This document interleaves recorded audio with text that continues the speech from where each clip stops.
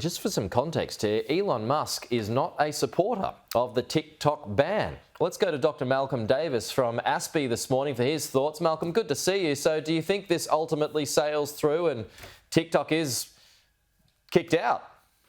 I think it will. Look, I think everyone really does understand that TikTok is run by a company that's linked into the Chinese government, and under Chinese law, every Chinese company must give information to the Chinese government, including their intelligence services, the Ministry of State Security. So everything that happens on TikTok is being monitored by the Chinese government and the Ministry of State Security.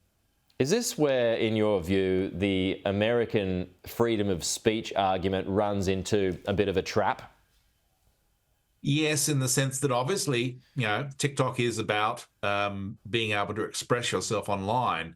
But if the information that the Chinese government can gather can be used against Americans to restrict the freedom of speech, in effect, TikTok is a tool to undermine freedom of speech. And furthermore, that application can be used to broadcast disinformation that actually undermines American democracy. So it's quite complicated. Okay, yeah. Interesting comments too from the TikTok Australia chief in the Australian Financial Review this morning, saying, hold your horses, don't ban it here in Australia. Do you think ultimately we'll go down the same path?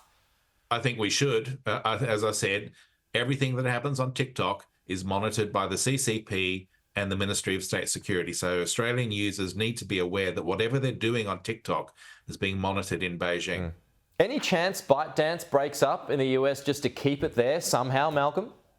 That's a possibility, but I think that ultimately there needs to be tougher controls put on these sorts of applications to make sure that they're not being misused or exploited by hostile powers in a manner that's inimical to our interests. All right. Good to chat, Malcolm. Talk to you soon.